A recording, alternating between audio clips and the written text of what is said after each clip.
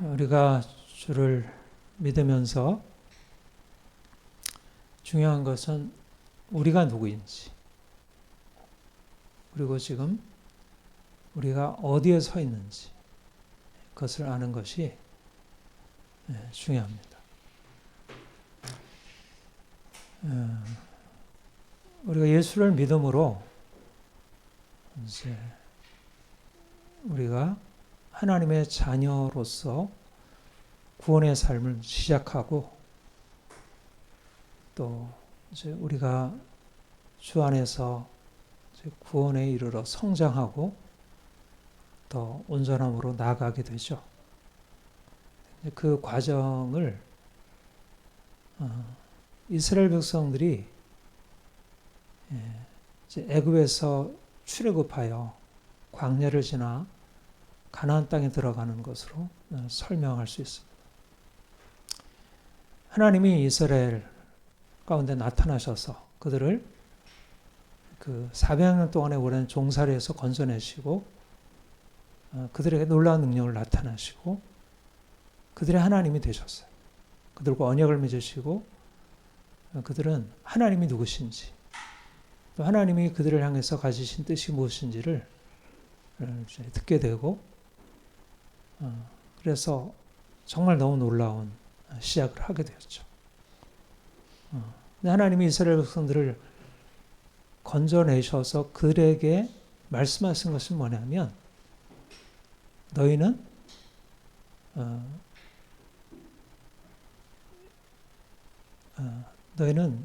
너희가 알고 있는 너희가 아니고 전혀 새로운 것이 너희의 인생이다, 너희의 삶이다, 이것을 말씀하신 거예요. 그러니까 하나님이 그들을 불러내실 때 단지 그들을 고통에서 건져서 그들이 원하는 것을 채워가려는 것보다는 그들에게 어떤 특별한 사명, 특별한 목적을 그에게 부여하시고 그들이 그 목적을 향해서 나아가도록 하신 거예요. 그러니까 그들은 단지 애굽이라는 어떤 종살이에서 건져냄을 받은 게 아니고 그 종살이의 과정조차도 어떤 목적 아래에서 허락하신 것이죠. 그러니까 하나님이 이제 요셉을 통해서 이제 야곱과 그의 아들들이 애굽에 들어갈 때 사실은 이제 식량을 구하러 들어갔다가 요셉이 거기에 총리가 되어 있었기 때문에 거기에 살게 되었고, 그런데 그 이후에 요셉을 알지 못하는 왕이 나타나서 그들은 400년 동안 종살이를 하게 된 거예요. 그러니까 전혀 사실 어떻게 보면 하나님이 아브라함을 택하셔서 그들을 구속하시겠다고 하시고 그들을 위해서 놀라운 일을 행하시겠다고 하셨는데, 정작 그들은 애굽에서 400년 동안 종살이를 했어요. 하나님이 아브라함을 택하실 때 내가 너로 열방에 복이 되게 하리라, 이렇게 특별한 목적을 가지고 부르신 거잖아요. 근데 아브라함의 아들 이삭, 그의 아들 야곱과 그의 아들들이 애굽에 들어가서 무려 400년 동안이나 종살이를 한 거죠. 그러니까 그것도 사실 나중에 보면 그것도 하나님의 뜻이 있다고 할 수 있고요. 근데 아무튼 400년의 노예 생활을 마치고 이스라엘이 거기서 이제 해방되어 나오게 돼요. 근데 그냥 이게 노예로부터의 해방이 아니고 그들로 하여금 전혀 다른, 말하자면 그때도 수많은 나라들이 바벨론, 애굽, 아수르, 또 가나안에 이런 여러 나라들이 있었고, 우리 동양에도 있었고, 많은 나라들이 있었는데, 하나님이 이스라엘이라는 아브라함의 자손 그 백성들을 향해서 어떤 목적을 가지고 그들을 불러내신 거죠.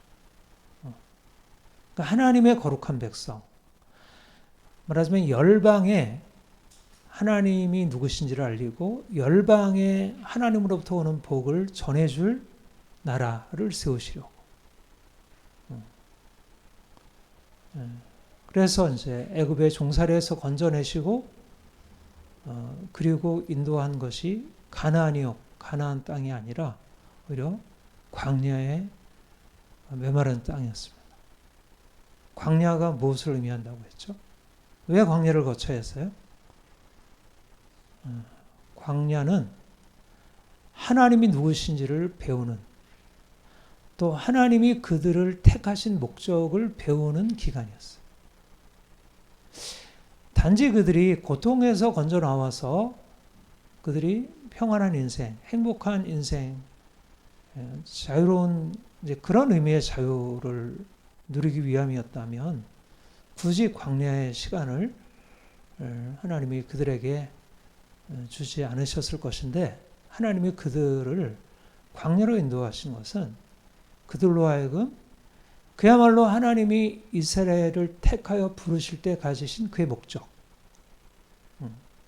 하나님의 거룩한 뜻이 그들에게 전달되고 그들이 그 뜻을 배우고 그 목적을 깨닫고 그 목적 아래에서 살아가도록. 그래서 광야에 들어가서 그들이 받은 율법을 통해서 하나님이 거룩하신 하나님이며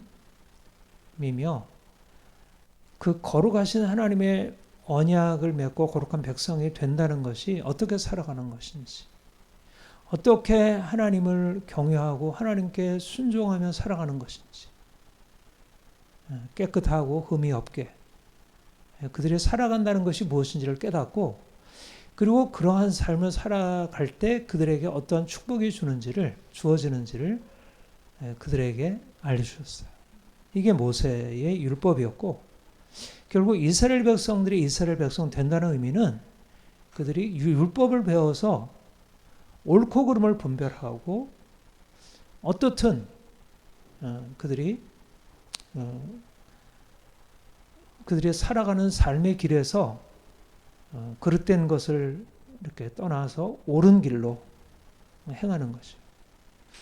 그러니까 하나님이 이스라엘 백성들을 건져내셔서 그들에게 율법을 가르치시고 그들로 하여금 너희는 구별된 백성이다. 너는 거룩한 백성이고 너희는 세상과 다르게 살아야 한다. 너희가 이제 가나안 땅에 들어가면 우상을 섬기고 다른 신들을 섬기는 그런 이방 민족들과 같이 교류를 하게 될 텐데, 너는 그들과 함께 하면서 전혀 다른 인생을 살아라. 그래서 그들이 하나님의 백성으로서 어떻게 살아갈지를 배우고 거기서부터 그들이 이제 하나님의 허락하실 축복이 어떠한 종류의 축복인지를 알게 된 것이죠. 그리고 하나님이 이제 이스라엘을 이제 가나안 땅에 들어가게 하셨어요. 여호수아를 통해서 가나안 땅에 들어가게 하시고, 그 땅에 들어가서 그곳에서 해야 할 게 뭐죠? 하나님이 주신 축복을 누리는 거지만, 하나님이 주신 축복을 누리려면 하나님을 경외하고 하나님께서 말씀하신 율법을 따라서 순종하는 백성이 되는 것이었어요.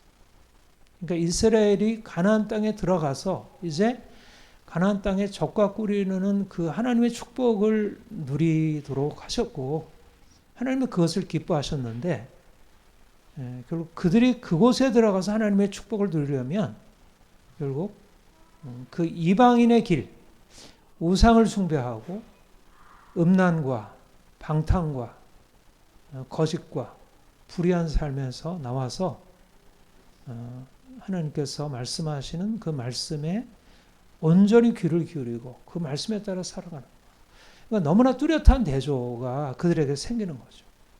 그들이 하나님의 백성으로, 하나님의 율법을 지켜 행하는 하나님의 백성으로 하나님을 모르고 불법을 일삼고 악하고 음란한 그들 중에 들어가서 전혀 다른 삶을 살아갈 때 하나님이 그들에게 위로부터 축복을 부어주시는 것을 경험하고, 또 그들이 이제 이방 민족과 같이 어울리고 그들의 길을 따라가게 되면 하나님이 그들을 심판하시고 벌하시는 것을 보게 됩니다.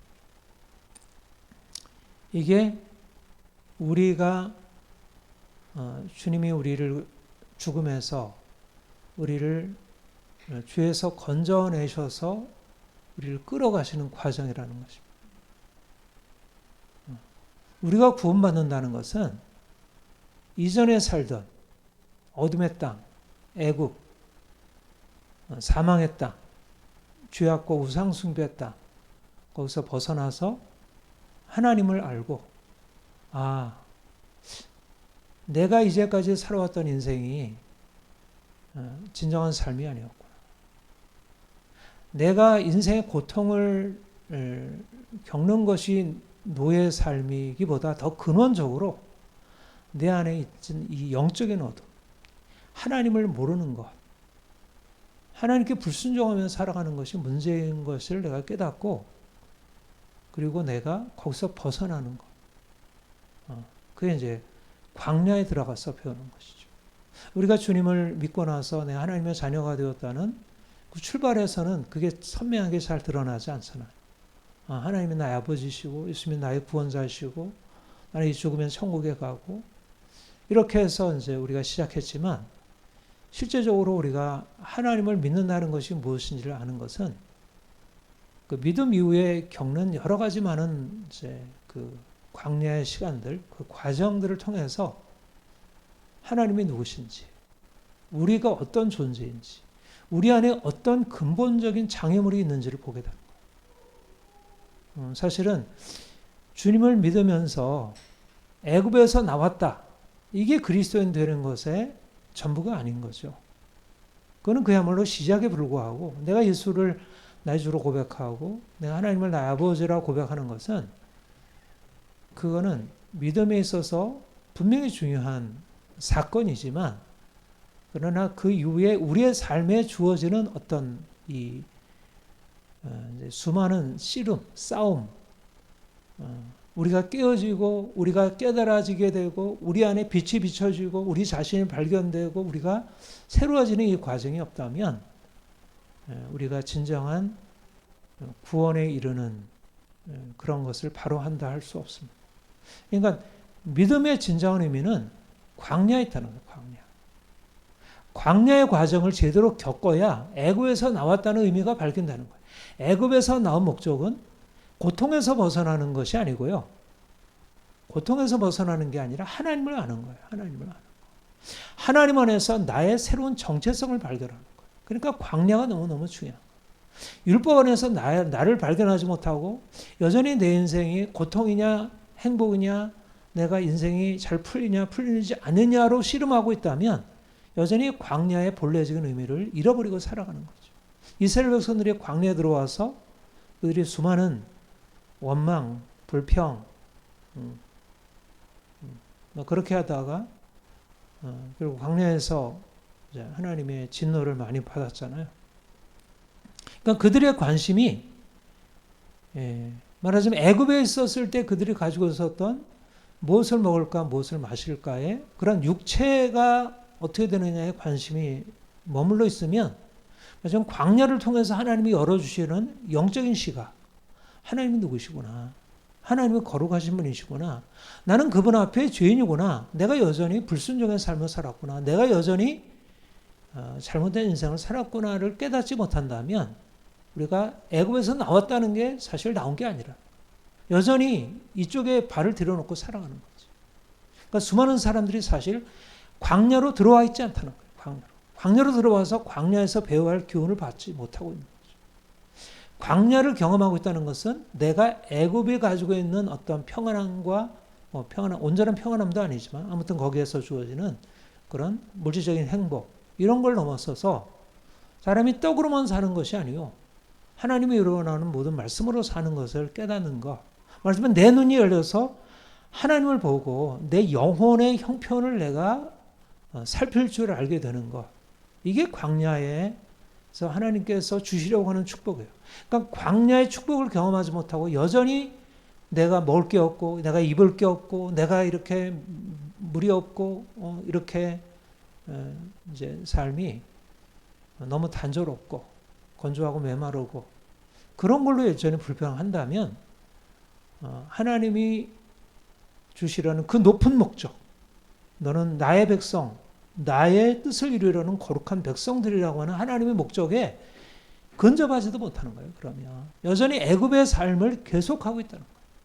저는 이제 수많은 믿는 사람들이 결국 그렇게 살아가고 있다는 거예요. 예수를 믿을 때 여전히 교회 나와서 말씀 듣지만 여전히 관심은 애굽적인 관심인 거예요.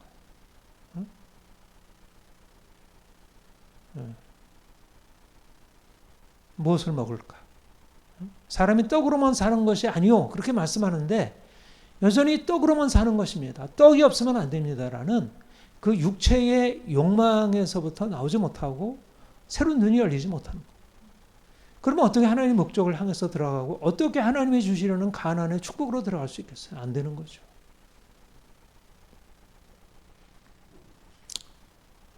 그러니까 사실은 시작에서 나오다가 끝나버리고 다시 애굽으로 돌아가는 사람들이 너무나 많고 광야에서 그냥 엎드려 죽는 사람들이 너무나 많은 거예요. 가나안 땅은 고사.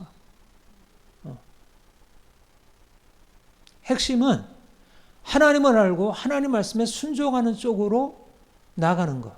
이게 우리가 지난주에 했던 급진적인 제자의 삶의 시작이에요.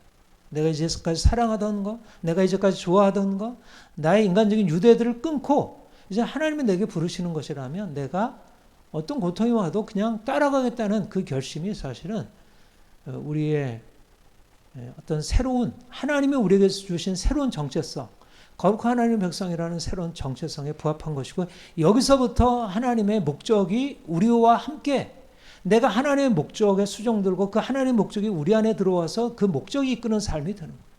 근데 여전히 하나님의 목적보다는 내 뜻, 내 생각, 나의 어떤 관심에 초점을 맞추면 하나님의 목적으로 들어갈 수 없는 거예요. 그러면 가나안은 들어갈 수가 없는 거예요. 하나님. 축복은 열리지 않는 거예요. 결국 축복이라고 생각하는 것은 결국 애굽적인 그런 평안함에 불과하죠. 그렇게 해서 광야에서 훈련받은 하나님의 거룩한 뜻이 무엇인 줄 알고 하나님의 애굽에서 나오게 하시고 광야를 거쳐서 가나안에 들어가게 하시는 하나님 뜻이 무엇인지 아는 사람들이 여호수아의 인도함을 받아서 가나안에 들어가서 가나안을 정복하는 것입니다. 전제는 뭐냐면 하나님의 목적을 알고 있는 사람들, 하나님의 목적. 나의 목적에서 하나님의 목적으로 바뀌어져 있는 사람들. 그래야지 세상에 들어가는 거죠. 바로 세상에 들어가는 건 뭐예요? 그곳에서 하나님의 이름을 선포하는 것입니다. 우리가 광야에서 애굽에 묶여있던 그 노예 삶에서 벗어나는 자유인, 광야를 거친 사람, 광야에서 내가 세상 욕심 깨어진 사람들이 자유인이에요. 자유인이 된다는 것은 내가 다른 사람의 지배 아래 그 외적인 지배 아래에서 벗어나는 것이 아니고 내적인 지배, 세상 욕망의 지배, 죄의 지배에서 벗어나고 하나님의 지배 아래에 놓여 있는 게 자유인이에요. 그리고 이제 가나안에 들어가서 욕망과 죄와 이런 세상 신들의 권세 아래 놓여 있는 사람들과 대결하는 것입니다. 그러니까 가나안에 들어가는 것은 하나님이 우리에게 애굽에서 건져내셔가지고 광야에서 하나님을 발견해서 얻게 한 자유를 가지고 세상에 들어가서 노예의 체제, 이 억압의 체제, 하나님을 떠난 이 죄악과 사망의 세력들을 대항해서 싸우는 것.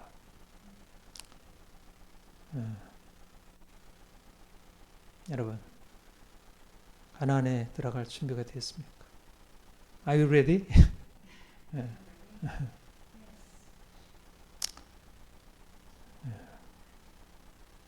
저는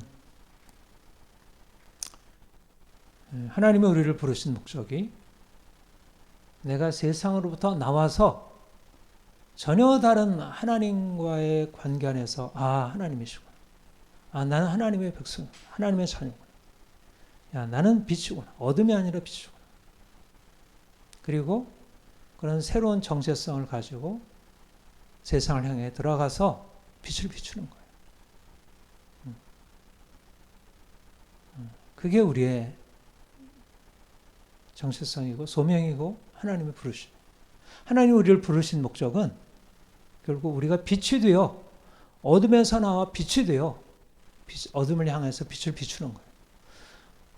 어둠에서 나와 빛이 되는 것, 또 어둠을 향해서 빛을 비추는 것, 애굽에서 나와 내가 자유케 되는 것, 그리고 가나안에 들어가서 자유를 선포하는 것.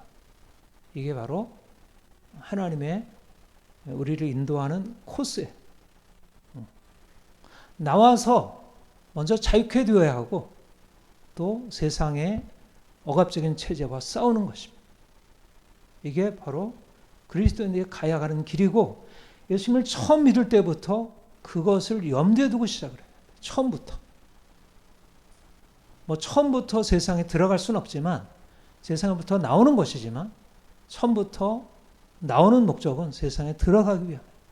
내가 빛이 되는 것은 빛 그 자체로 머무는 게 아니고, 어둠과 싸우고 세상의 어둠을 대항하여 빛을 비추는 거예요. 말하자면 주님이 이 땅에 빛으로 오셔서 세상의 어둠을 비추듯이 우리 또한 세상의 어둠을 향하여 주의 빛을 비추고 세상의 이 억압적인 노예 체제를 향하여 주님께서 우리에게 주신 자유를 선포하는 것입니다. 여러분, 지금 우리나라가 어떤 형편에 처해 있죠? 단지 우리나라가 이게 공산화의 위험에 처해 있는 것은 어떻게 보면 한 국면이에요. 그게 전체는 아니에요. 정치적인 어떤 위기는 한 국면이에요. 그게 우리의 어떤 영적인 관점에서 볼 때 그게 전부라 할 수는 없어요. 단지 드러나 있는 현재 모습이죠.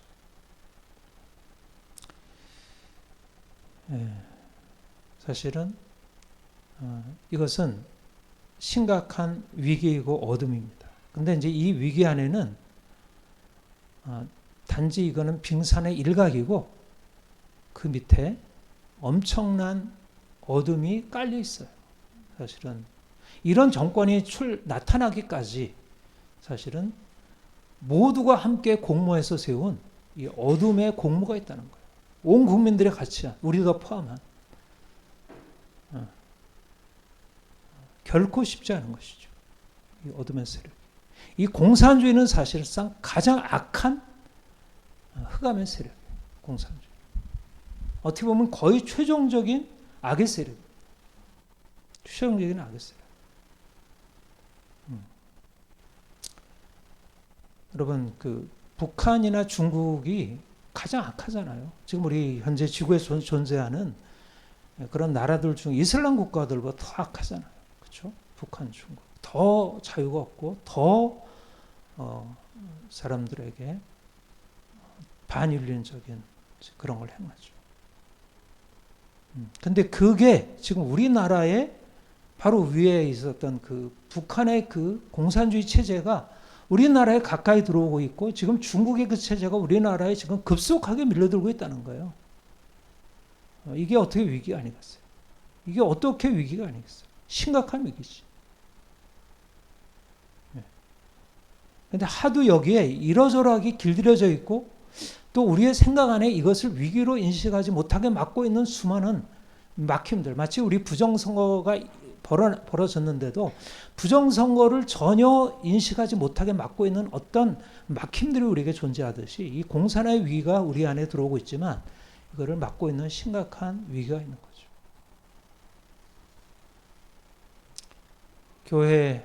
교회가 이런 위기 상황 앞에 이제 무엇을 해야 할까? 저는 요즘 이용훈 교수님의 그 이승만에 대한 강연 동영상들을 많이 들었는데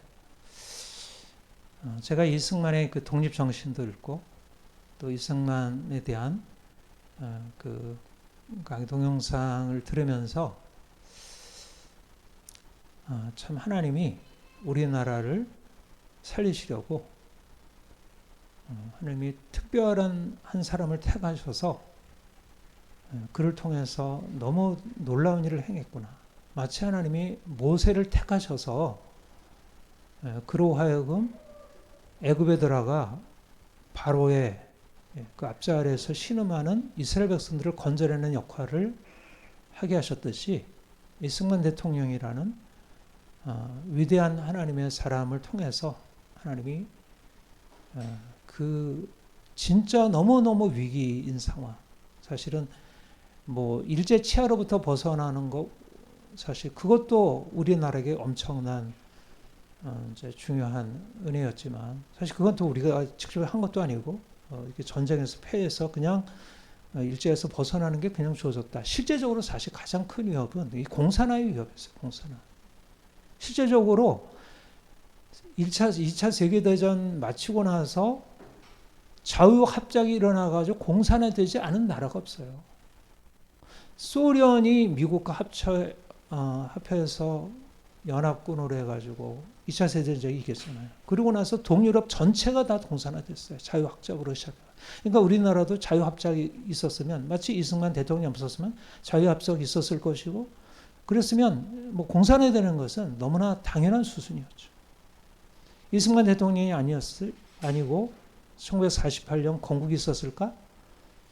그 다음에 1950년 6.25 전쟁을 과연 막아낼 수 있었을까? 그 이후에 수많은 어떤 정치적 위기에서 과연 우리나라가 자유민주주의 체제를 유지할 수 있었을까?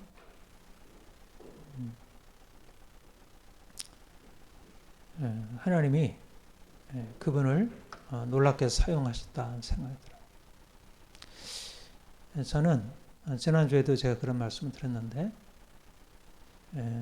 하나님이 교회를 통하여 나라의 위기를 건지신다고 생각해요.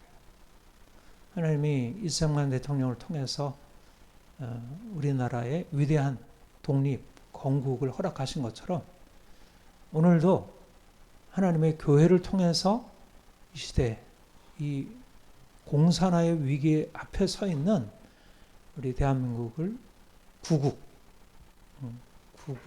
구원, 세이브 코리아 하는 그런 일을 하게 하실 것이다. 그런 믿음이 있고 그런 사명을 하나님께서 우리에게 주신다. 제가 오늘 처음 여러분들에게 말씀드린 것은, 우리가 예수 그리스도를 통해서 구원받은 이후에 세상에 들어가잖아요. 근데 가나안 땅이 어땠어요? 그야말로 귀신들이 점령하고 있는 땅, 온갖 악과 이제 우상이 가득한 땅. 근데 그 땅에 들어가서 여호수아를 통하여 이제 그 땅을 정복하고 놀라운 하나님이 통치하시는 새로운 나라를 시작할 수 있었어요. 하나님이 우리를 이제 그리스도 안에서 구원받고 새로운 하나님의 뜻을 깨닫고 그 뜻에 복종하는 자유인으로서 우리를 변화시킨 한 이후에, 우리로 하여금 이제 세상에 들어가서 우리가 살아가는 우리의 세상, 우리 나라, 이곳에 들어가서 주님께서 우리에게 말씀하시는 것을 선포하고 그들에게 진정한 하나님 주시려고 하는 놀라운 이 축복을 전해주는 것, 그게 하나님이 우리에게 주신 사명이다, 그런 생각을 합니다. 이게 우리를 향한 하나님이 우리에게 주신 이 놀라운 선물, 이 자유라는 선물, 이것을 저들에게 전해주어라. 그러니까 하나님이 우리를 이곳에 이끌어 가셔서 이제까지 우리가 경험하지 못했던 많은 것들, 사실 우리의 현실에 있는 것들이 너무나 귀한 것들이 많이 있잖아요. 그것들을 우리가 받아 누리는 축복도 있고, 또 이 땅을 지금 점령하고 있는 어떤 악한 세력들을 깨뜨리고 그 세력 아래서 지금 삶의 모든 축복을 빼앗길 수 있는 위기에 처해 있는 이 나라를 살려내는 일에 주님께서 우리를 사용하실 것을. 그래서 저는 지난 12.3 계엄 이후로 제가 이제 이런 우리나라의 상황들을 계속 가지고 기도하고 또 여러 가지로 생각하고 씨름하면서 생각하는 것은, 나라를 사랑하고 나라를 세우는 것, 이게 우리 온 국민들이 해야 할 일이지만 특별히 그리스도인들이 하나님의 축복을 받고 있는, 하나님으로부터 오는 어떤 지원을 받고 있는 그리스도인들이 사실 밑에서 아무리 씨름을 해도 결국 이 악한 영의 세력들에 대항해서 싸울 수 없는데, 하나님께서 말씀하시고 하나님께서 지시하시는 것을 받아들이고 그분에게 요청할 수 있는 그리스도인들의 교회가 세상을 향해 들어가서 그 뜻을 선포하고 세상까지도 건져내는 것. 그래서 이 땅이 샬롬 누리가 되는 것. 이것을 주님이 명하시고 있다 생각합니다. 예, 오늘 본문 말씀에 보면 너희는 세상에 속한 자가 아니다. 19절에 너희는 세상에 속한 자가 아니요 도리어 내가 너희를 세상에서 택하였기 때문에 세상이 너를 미워하느니라. 세상에 속한 자가 아니라는 말이 무슨 말인가요? 그것은 세상의 지배에서 해방되었다. 세상에 속해 있다는 것은 세상의 지배 아래 있다는 것, 애굽의 지배 아래 있다는 것, 그 가치관, 세계관의 지배 아래 있다는 것, 그 권력의 지배 아래 있다는 것. 세상은 우리가 이전에 살아왔다는 것이, 우리가 그곳에 동화되어 순응하고 함께하고 좋아하고 따르던 것. 그리고 지금도 우리의 가족들, 우리의 친구들, 우리 이웃들이 여전히 그곳에 살고 있는 것이. 근데 그들의 삶의 방식과 가치관은 뭐죠? 이 세상을 특징 지우는 가치관은 뭐예요? 하나님께 순종하는 것이 아니라 자기 자신이 자신의 삶의 주인된 그런 세상입니다. 세상을 특징 지우는 것은 하나님이 주가 아니라 사람이 주이고 인생이 스스로 주인 되는 것이죠. 내가 주인 되거나 아니면 나보다 어떤 뭔가를 더 가지고 있다는 세상, 그런 사람들에게 내가 속해서 그걸 따르고 있는 거예요. 하나님이 주인 되셔서 그 뜻을 따라야 하는데 세상에 다른 것들을 섬기고 사람들이 만들어 놓은 것을 섬기고 따라가는 거예요. 우리도 그 가운데 살아왔고 여전히 수많은 사람들이 그렇게 살아오고 있죠.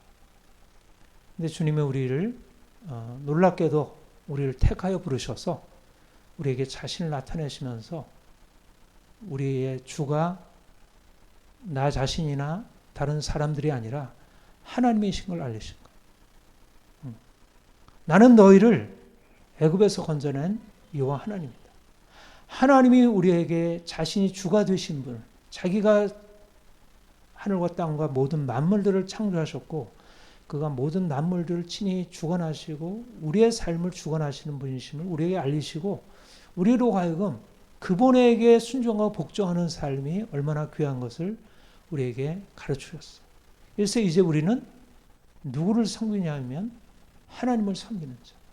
우리 자신을 섬기고 또 우리 자신 위에 있는 어떤 나보다 나은 누군가를 따르고 섬겨왔었는데 이제 주님이 우리에게 오셔서 우리에게 계시하신 대로 하나님 아버지 천지의 창조주시고 예수 그리스도 안에서 우리를 구원하신 그 놀라운 분, 전능자, 사랑하시는 분, 거룩하신 분을 우리의 주로 섬기게 되었어요. 너희가 나를 택한 것이 아니고 내가 너희를 택하여 세웠나. 여러분, 이게 우리의 새로운 정체성. 내가 누구냐? 내가 인생의 주인이 되어서 내가 무엇을 선택하고 내가 원하는 것을 취하고 나가는 거. 이 사람들이 다 살아가죠. 우리 주변에 세상에 속한 사람들이 살아가는 삶의 방식은 내가 인생의 주인이 되어서 살아가는 삶의 방식이에요. 오늘날은 더 그러하죠. 그런데 주님이 우리에게 오셔서 너희가 나를 택한 게 아니라 내가 너희를 택하여 세웠나니. 무슨 말입니까? 내가 내 인생의 주가 아니라 내가 삶의 주인이 아니라 하나님이 내 삶의 주가 되셔서 그분이 나를 택하시고 부르시고 그가 나에게 말씀하시고 그가 나에게 목적을 우리에게 부여하시고 그 목적이 우리의 삶을 끌어가도록 세우셨다는 거예요. 주권이 바뀐 것입니다. 내가 산 것 아니고 주가 내 안에 사시는 것. 이것이 바로 우리가 애굽에서 나와서 세상에서 나와서 배우기 시작한 교훈이고 그리고 광야에서 계속해서 우리의 삶을 끌어가시면서 하나님은 우리에게 알려주시는 것은 네가 인생의 주관이고 네가 원하는 것, 네가 선택하는 것이 너를 끌어가지 가도록 하지 말고 내가 너 인생을 선택하고 너 인생에게 부여하신 것이 너 인생을 이끌어가라. 여러분, 하나님의 선택 얼마나 놀라운 것이에요. 하나님이 나를 선택하셨다. 이거는 내가 선택해야 되는데 왜 하나님이 나에게 선택해가지고 하나님이 나에게 이러라 저러라 하세요. 이게 우리의 항의가 아니고요. 하나님이 나를 선택하셨다고요.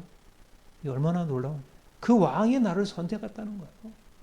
내가 주권이 내게 있지 않고 그분에게 있다는 것은 왕이신 그분이 내 인생 안에 말씀하시고 내 인생에 대해서 이렇게 저렇게 지시하시는 놀라운 특권적인 인생을 살게 하신다는 거예요. 하나님이 선택하신 목적은 뭐죠? 선택하신 목적은 뭐예요? 15절 우리 같이 읽어볼까요? 시작. 너희가 나를 택한 것이 아니요 내가 너희를 택하여 세웠나니 이는 너희로 가서 열매를 맺게 하고 또 너희 열매가 항상 있게 하여 내 이름으로 내 아버지께 무엇을 구하든 다 받게 하라. 하나님이 우리를 선택하신 목적, 우리를 부르신 목적, 우리를 구원하신 목적이 뭐냐면 열매를 맺게 하는 것. 하나님이 이스라엘 백성들을 선택하신 것은 단지 종살이하는 고통스러운 삶에서 벗어나서 그들이 자유롭게 행복하게 살게 하는 것이 아니고 그들로 하여금 하나님의 목적을 깨닫고 그 목적에 순종하여 열매를 맺는 것. 열매를 맺는다는 게 뭐예요? 하나님과 같이 거룩하게 흠없이 되는 거예요. 하나님의 뜻을 이루는 사람. 내가 내 뜻을 따라서 행했을 때 내가 욕망을 따라 행함으로 내게 일어나는 열매는 어떤 거죠? 악하고 나쁜 열매예요. 그런데 하나님 우리를 선택하셔서 이제 우리를 그리스도와 연합하게 하시고 이제 그리스도와 연합한 우리에게 그분이 주시는 아름다운 열매. 내가 너희 안에 너희가 내 안에 있으면 열매를 많이 맺는다. 우리가 주님께 순종하는 삶을 사는 것입니다. 주님이 나를 선택하신 것은 나의 목적을 내려놓고 그분의 목적에 내가 따라가기를 결정하고 따름으로써 주님의 목적에 따라가게 되니까 이제까지 내가 악한 삶을 살아갔을 때 나타났던 그 나쁜 열매들, 우리의 고통, 슬픔, 여러 가지 많은 싸움들, 뭐 이런 것들이 이제 사라지고 선한 열매, 아름다운 열매, 좋은 열매 맺게 되는 거죠. 여러분, 사실은 너무너무 귀한 비전입니다. 하나님이 나를 선택하셔서 내가 스스로 인생을 선택함으로 이제까지 나쁜 열매를 맺어왔던 그 삶을 이제는 내가 주님과 연합해서 주님으로 말미암아 새로운 인생을 살아가는 것. 그러니까 주님이 우리에게 주시는 것이기도 하지만 우리가 적극적으로 힘써 애쓰고 노력할 것입니다. 이것이 자유인이에요. 자유인이라고 된다는 것은 내가 하나님께 복종하고 순종하여 그분이 원하시는 열매를 맺고 그분에게 영광 돌리고 그분이 우리를 칭찬하는 것. 얼마나 달라요. 세상 사람들이 내가 자유롭게 된다는 것은 내가 이제까지 누구 아래에 있어서 내가 원하는 거 하지 못했는데 이제는 내가 내 인생을 선택하고 내가 원하는 거 할 수 있어. 그게 나의 자유가 아니라 하나님이 나의 주가 되셔서 너는 이렇게 살아라. 이렇게 살면 내가 너에게 이런 것을 축복할 거야. 네가 이렇게 살아. 그러면 내가 내 자유로운 선택이 주님이 나를 선택하셨고 나를 이제 자유로운 선택으로 이끌어 가셔요. 내가 억압된 어떤 그런 종으로 살아가는 게 아니라 자유로운 하나님의 아들로 내가 살아가지만 내 자유로운 선택이 그분의 평가 앞에 서는 것이고요. 그분 앞에 내가 내 삶을 통해서 내 열매를 통해서 그분이 내게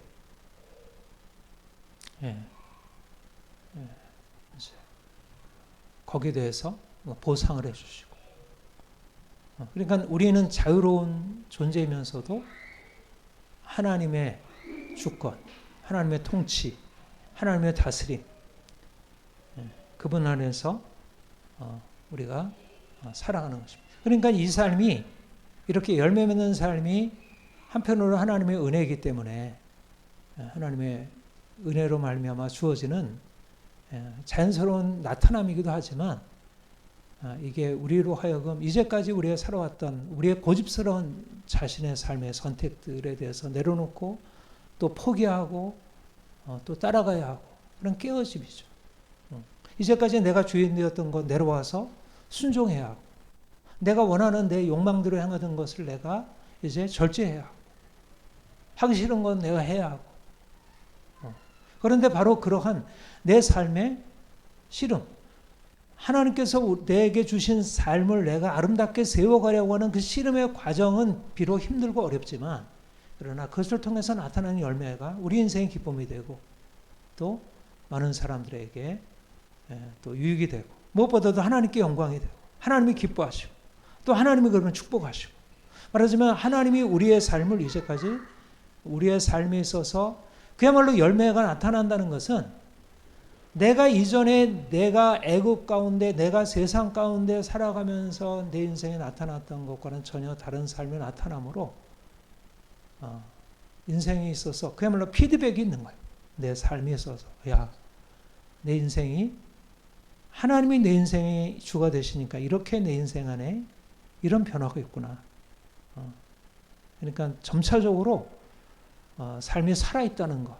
삶이 이게 하나님이 우리의 인생 안에서 뭔가를 행하시고 있다는 사실이 세상 사람들이 눈으로 보고 뭐 귀로 듣고 뭔가 이렇게 즉각적으로 반응해서 이게 열매야, 이게 좋은 거야 라고 막 따라가던 그 세상. 그래서 뭐 선악을 알게 하는 나무, 모함지가하고 뭐 먹음직하고 탐스럽기도 한 그 나무, 그거를 먹고 야, 인생 즐거워, 인생 행복해.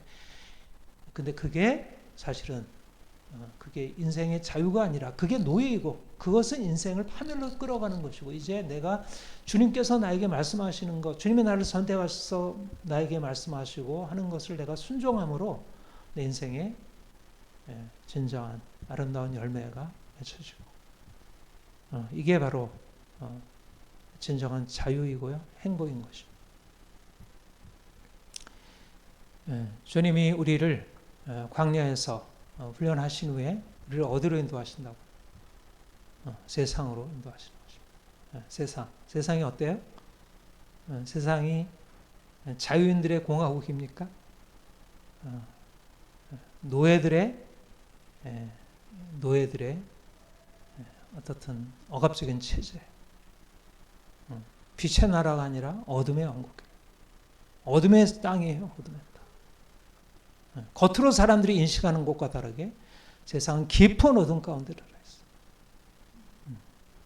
근데 우리가 주님을 알고 주님 안에서 주님께 순종하고 주님이 주시는 빛 가운데서 진정한 자유와 평안을 얻게 되면 세상에 들어가서 세상의 정체를 보게 돼요.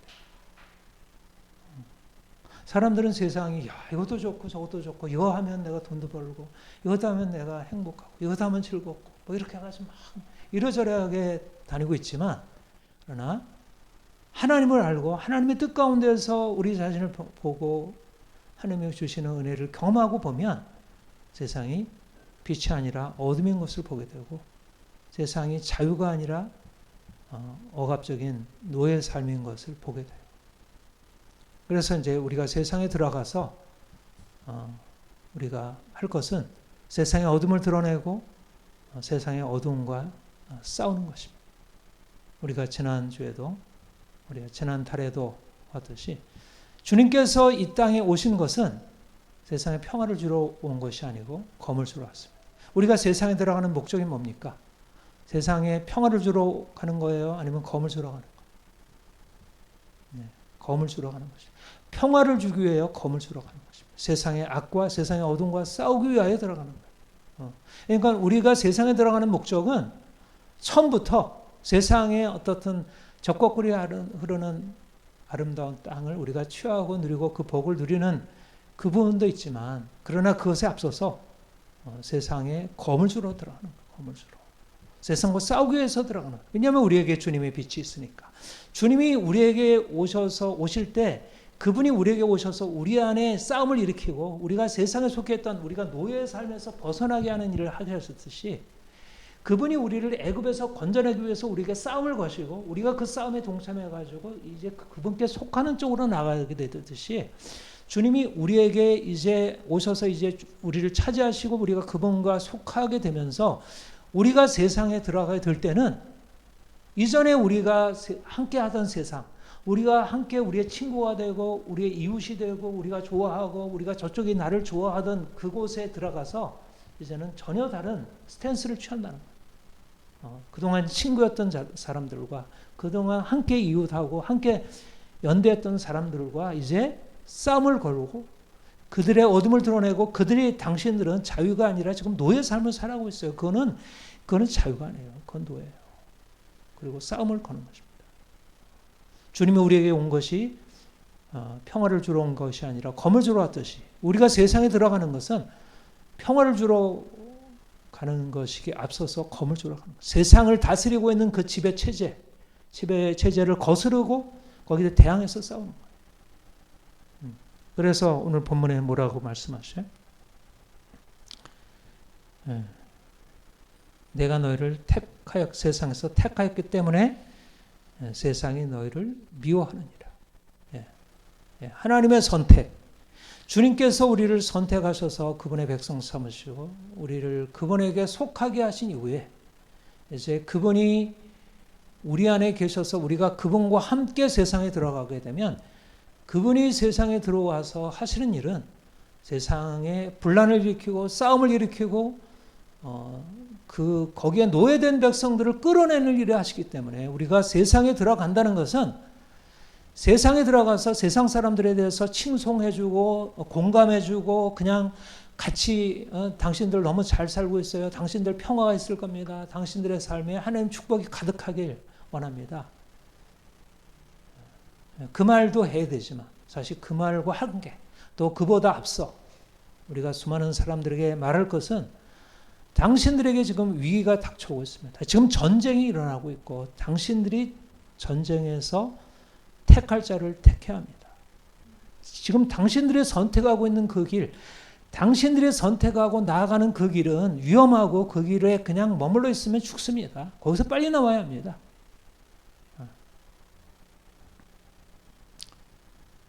그 분리를 시켜야 한다는 분리를. 이게 복음 전포예요. 복음 선포예요. 우리가 복음을 전하고 세상 속에 산다는 것은 사람들에게 당신의 삶에 평화가 있을 것입니다. 물론 옛날에 우리가 너무 힘들고 고통스럽고 인생이 너무 좌절된다. 이랬을 때는 그들에게 주님이 우리의 평화이십니다. 주님께 안식이 있습니다. 주님께 나오세요. 당신의 병, 당신의 마음의 고통, 당신의 우울함 주님께서 고치십니다. 지금도 그런 사람들이 있죠.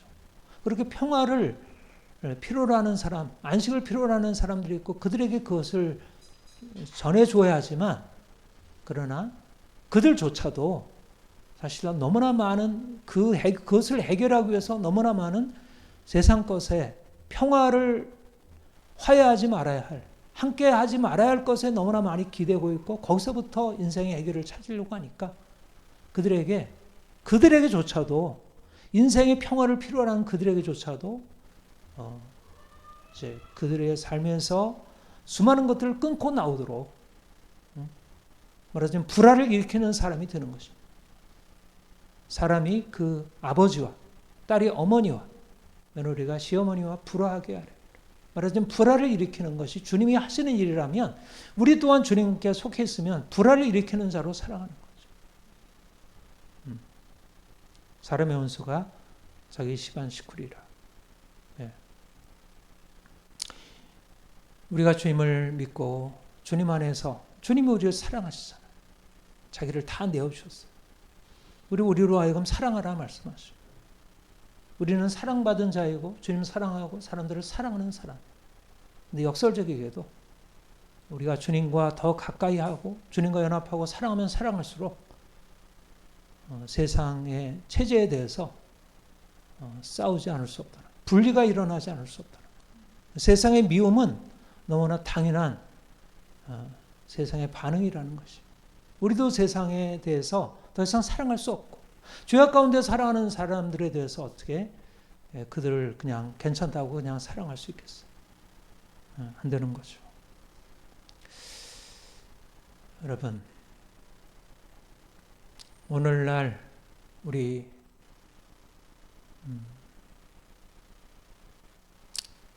그리스도인들이 교회가 세상에 들어가려면 뭐가 필요할까요? 뭐가? 우선 내가 누구인지 우리가 주님과 더 온전하게 연합해서 주님의 주권에 온전히 복종하고 더 온전히 거룩하게 살고 실제적으로 우리의 삶에 열매가 나타나야 될 거예요. 그렇죠? 그게 우선이에요.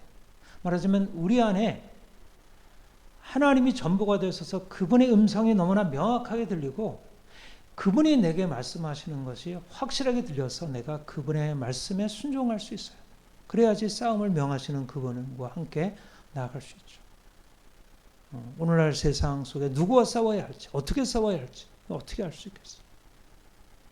그러니까 먼저 온전하게 주님의 빛 가운데 거하고 주님이 말씀하시는 것을 확실하게 알아야 돼요.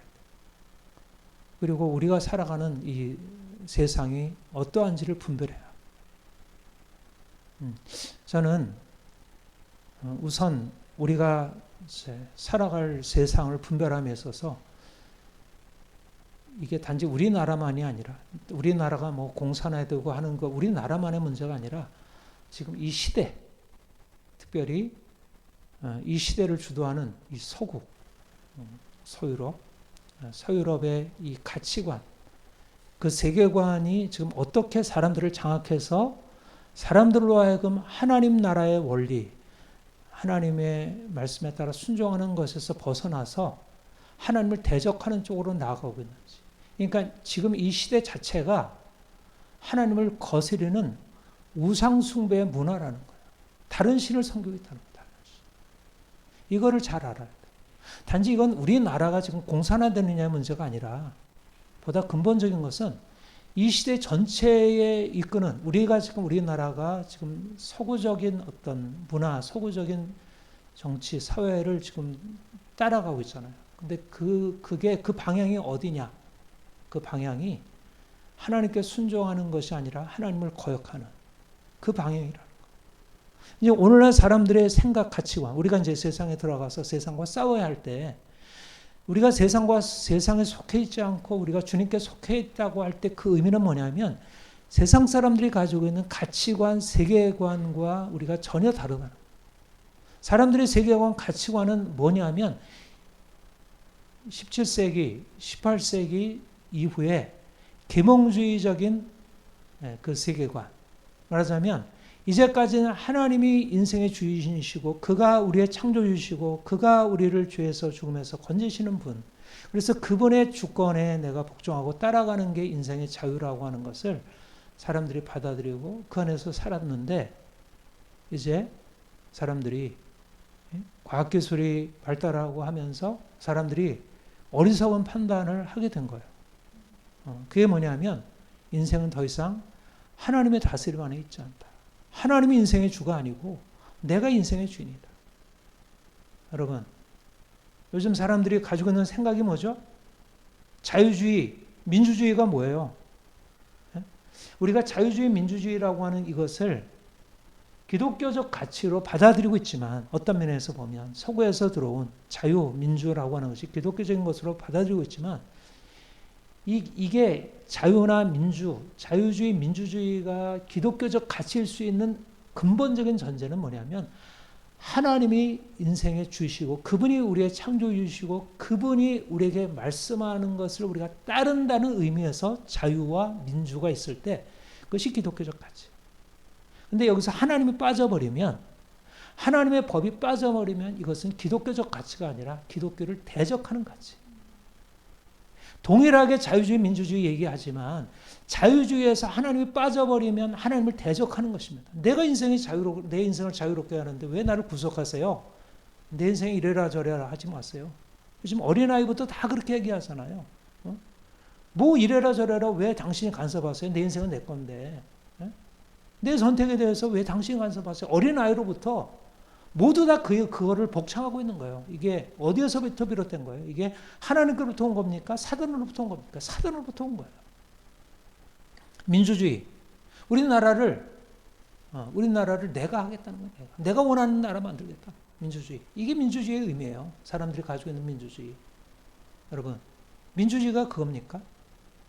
민주주의라는 본래적인 의미는 누구나 하나님의 법에 따르는 사람이라면 우리나라를 바르게 이끌어갈 수 있다. 이게 민주주의예요, 원래. 원래 민주주의라는 개념의 의미는 내가 원하는 것을 만드는 그걸 하겠다는 사람을 내가 뽑아서 그 사람으로 통치하겠다. 내가 원하는 나라 만들겠다. 이런 민주주의. 지금 그런 민주주의 때문에 세상이 다 망가지고 있고 그런 민주주의를 지향하다 지금 우리나라가 사회주의 공산주의로 나가고 있잖아요. 내가 여러분들을 위해서 여러분들이 원하는 거 세워주겠다고 하면서. 그거는 하나님을 거스르는 세상의 가치관이죠. 그러니까 결국 우리가 세상에 들어가서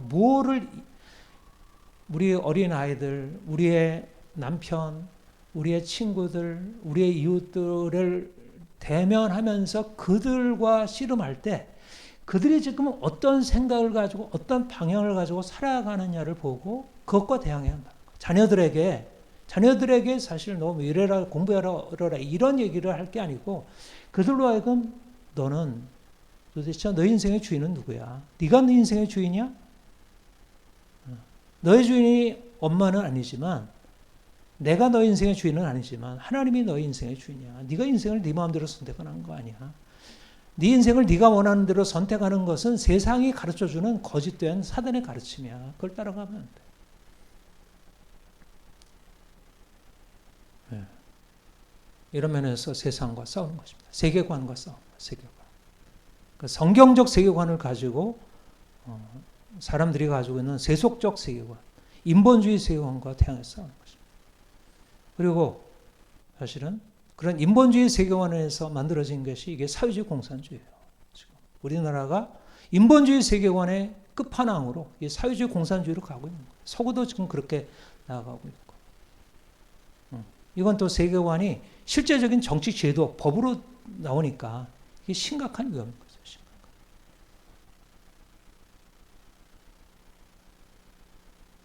하나님이 주신데 하나님이 아니라 세상 권세가 자신들이 세상을 만들겠다는 거예요.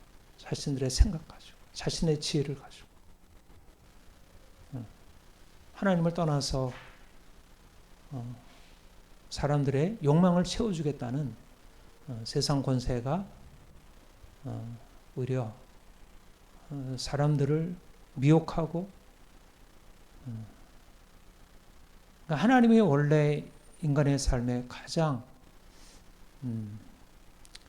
좋은 모습으로 이제까지 그래도 기독교 신앙의 전통 안에서 세워진 좋은 서구적인 문화의 전통, 정치의 전통, 사회의 전통이 깨어지고 이제는 하나님이 없다고 하는 유물론자들 그런 사람들이 이 세상이 자신들이 원하는 세계 사람들을 물질적인 욕망을 채워주고 사람들을 자신의 권력의 수하에 두려고 하는 이런 체제로 나아가고 있어요. 하나님이 우리에게 말씀하시는 것은 결국 그것을 거슬러 갈 그런 하나님의 사람들을 일으키시고 우리가 또한 그런 사람들이 되고 그러니까 우리가 세상을 바라볼 때 세상이 너무 위험하다. 이렇게 되면 어떻게 하지? 이게 아니라 결국 이 세상에 들어가서 이 세상 사람들이 가지고 있는 그 가치관을 깨뜨리고 그것과는 전혀 다른 말하자면 하나님이 우리를 불러내어서 우리의 삶에서 말씀하신 하나님의 주권에 복종해서 우리가 말씀에 순종함으로 우리의 삶에 나타난 그 열매들, 이런 삶이 오늘날의 이 시대 가운데 사는 사람들에게도 전달이 되어서 그들도 그런 삶으로 나아가도록 이렇게 이제 씨름하고 그들에게 전하고 그러기 위해서 싸우는 거죠. 그러니까 중요한 것은 뭐냐면 당신들이 당신의 욕망을 따라 당신들이 원하는 것을 행해서 인생의 자유가 주어지는 것이 아닙니다. 철저하게 자신을 낮추고 하나님 앞에 자기를 낮추고 하나님이 말씀하시는 것에 대해서 잘 듣고 바르게 생각하고 그리고 거기에 순종해서 내 삶을 바꿔가는 것입니다. 중요한 것은 내 인생이 원하는 것을 이루어가는 게 아니라 하나님이 내게 말씀하시는 것을 따라 행하는 것, 좀 더 깨끗하게 성결하게 사랑하고 이렇게 살아가는 것, 이것을 사람들에게 전하고 사람들을 그리로 이끌어가는 것입니다. 하나님이 우리에게 이제 세상에 들어가서 빛을 전하라고 이렇게 말씀하시고 부르시고 있다고 생각합니다. 저는 계속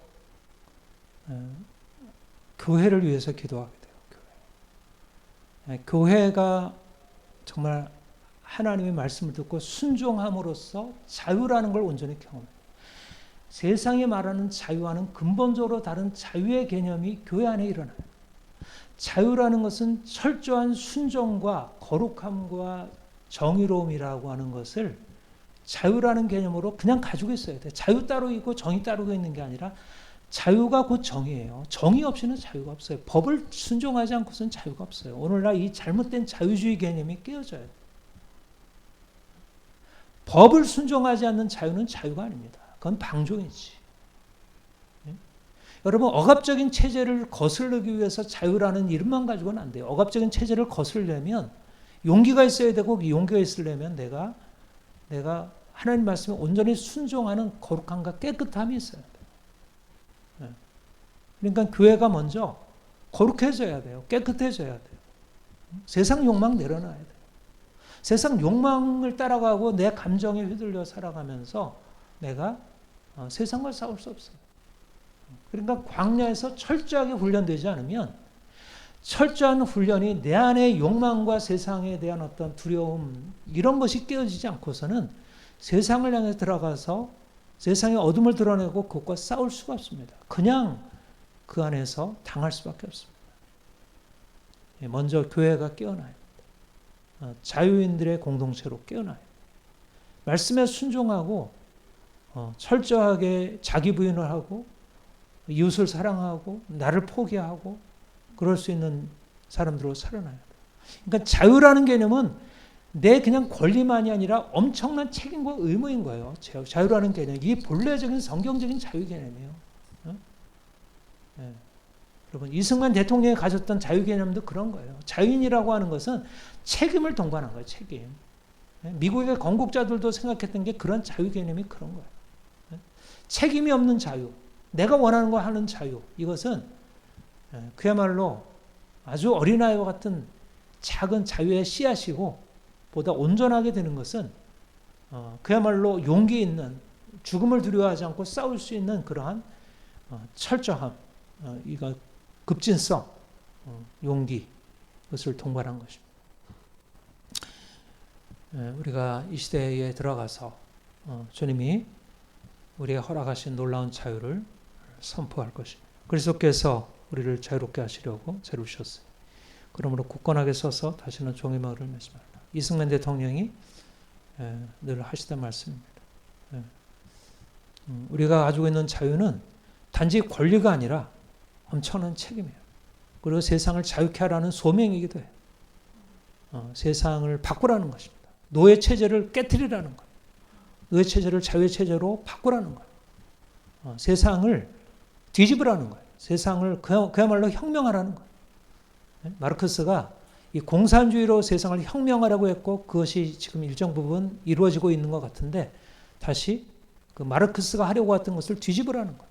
그리고 유물론적인 혁명을 깨뜨리고 하나님의 혁명, 예수 그리스도께서 이스라엘을 애굽에서 건져내실 때 하셨던 그 율법을 사람들한테 주고 진정한 자유인의 공동체를 만들었던 그 새로운 체제를 이제 다시 시작하라는 거예요. 지금 바로의 애굽의 왕과 같은 그런 집권당이 사람들을 지금 노예로 지금 삼으려고 하는데 그것을 깨뜨리고 자유를 선포하고 사람들을 건져내라는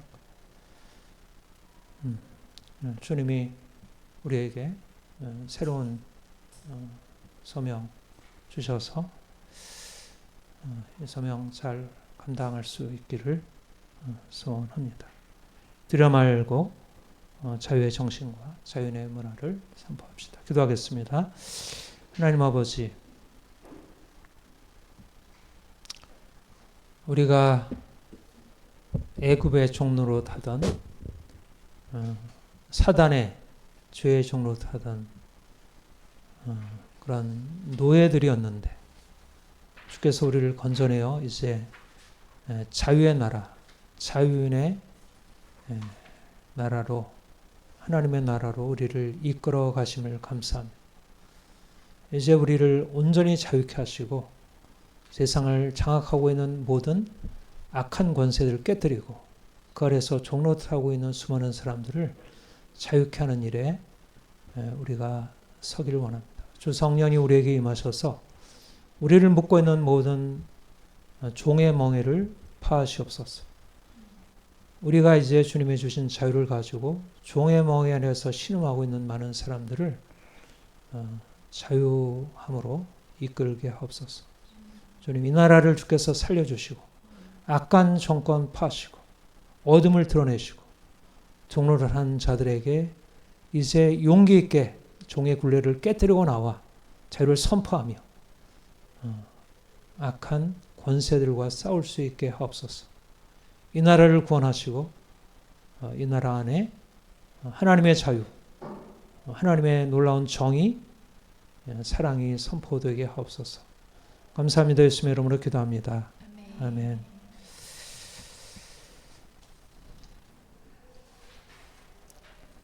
350